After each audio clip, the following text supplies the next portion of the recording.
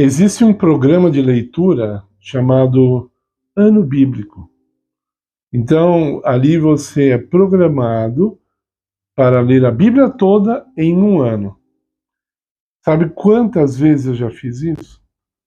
Nenhuma vez. E por que não? Bom, primeiro eu vou falar de uma coisa que você conhece bem, depois para outra que talvez você não esteja tão familiarizado. Você gostaria de aprender uma técnica para comer rápido, comer mais rápido? Provavelmente não, né? Eu dei uma pesquisada rápida no YouTube para ver se algum vídeo assim, só tinha um e ainda era cômico, era apenas uma piada, porque se você gosta mesmo do que você está comendo, você não quer comer rápido, para quê? Eu, pelo menos, gosto de sentir o prazer daquele, o sabor do alimento, né?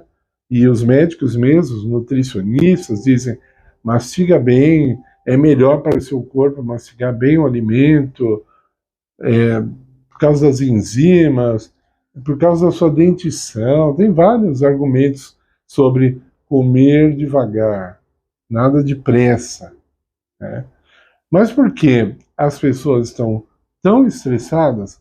A maioria come muito rápido, né? Come rápido e come até quando está num horário de lazer, a pessoa come desesperada, parece que o chefe está esperando ela para dar uma bronca, né? Porque ela comeu devagar, porque atrasou no horário do almoço, né? Então é um ritmo que a pessoa muitas vezes se torna escrava dele. O mesmo pode acontecer com a Bíblia. E é aqui que nós chegamos com a nossa parte para dizer que isso não serve. Não serve. Você lê a Bíblia toda em um ano, provavelmente você não vai guardar nada na sua mente. A Bíblia não é um livro qualquer, ela não foi feita para ser lida dessa forma, rapidamente. Jesus, você vê algumas vezes no Evangelho, quando ele era confrontado pelos fariseus, pelos doutores da lei, pessoas que tinham um alto conhecimento da Bíblia perante o povo, repito, quando elas foram confrontadas com Cristo, percebia-se que elas não conheciam nada da Bíblia. Já pensou? Vou dar só um exemplo. Quando Herodes ouviu falar que o Messias, o provável Messias, tinha nascido em Belém, ele chamou seus conselheiros e falou: escuta, onde é que vai nascer o Messias? De acordo com as escrituras. Eles ainda foram consultar para ver, eles não tinham uma resposta imediata. Já pensou? Então, nós não devemos ler a Bíblia desesperadamente, rapidamente. É melhor você ler um texto, ler um capítulo, devagar, com calma, prestando atenção nas palavras, comparando textos com textos, entendendo todo o contexto daquilo que você está lendo, ok? Se por acaso, isso acontece muitas vezes na Bíblia, se por acaso você achar um texto que aparentemente está em contradição com o outro, é aí que você tem que pesquisar melhor ainda, porque na Bíblia não há contradição. Não há. Então você precisa entender, precisa estudar mais, precisa compreender as coisas, tá? Por exemplo, nos evangelhos diz que havia um demoniado gadareno, que Jesus o curou. No outro evangelho diz que haviam dois. Tá? Então, isso aí está em contradição, é lógico. A pessoa tem que ser meio maluca para falar, não, um e dois são iguais. Não. O que acontece é o seguinte, por exemplo, nesse texto, o que diz que eram dois foi testemunho ocular.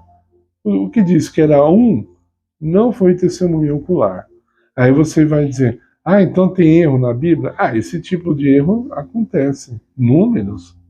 Mas quando se trata de princípios de salvação, aí não tem erro, aí não tem contradição.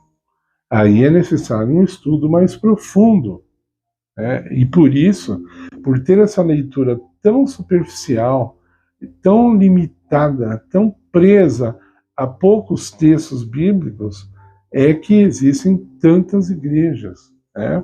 Porque quando é visto, a pessoa vê uma árvore na floresta, mas não vê a floresta, né? Então, você no começo tem que ver a árvore, tem que entender. Depois, com o tempo, você tem que ver a floresta também, mas com o tempo, né? Comparando texto com texto, e principalmente, a Bíblia é um livro espiritual. Então você não está apostando corrida com ninguém, você não está em disputa com ninguém.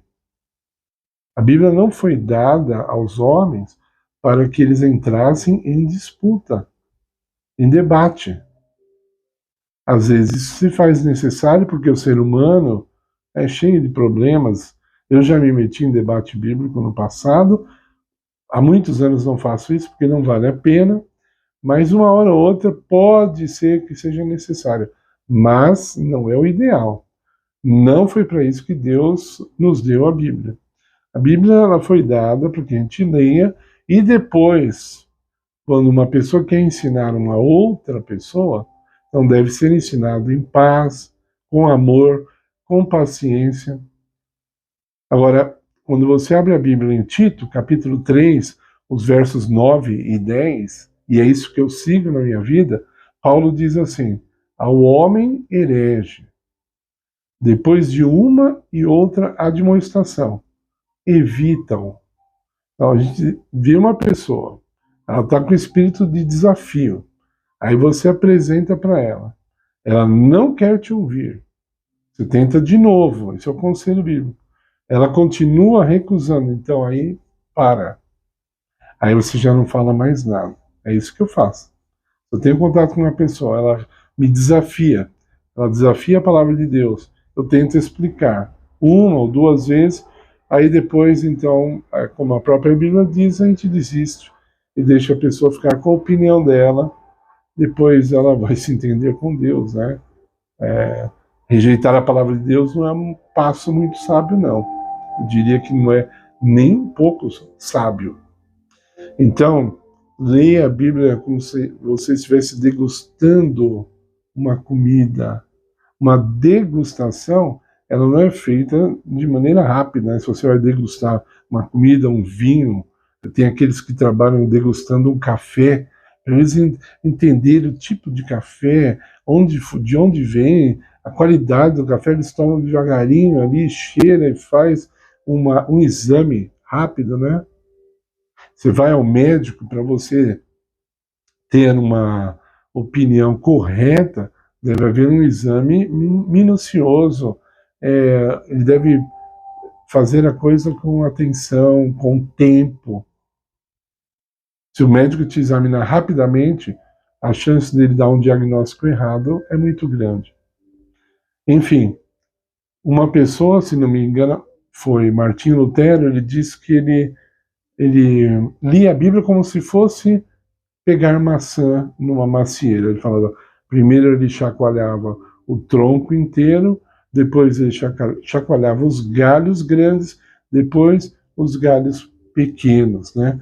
Isso quer dizer assim, primeiro ele lia um capítulo inteiro da Bíblia, um pouco rápido ali, aí ele voltava, lia os versos, uma velocidade um pouco menor, e depois ele vinha vendo as palavras de cada verso.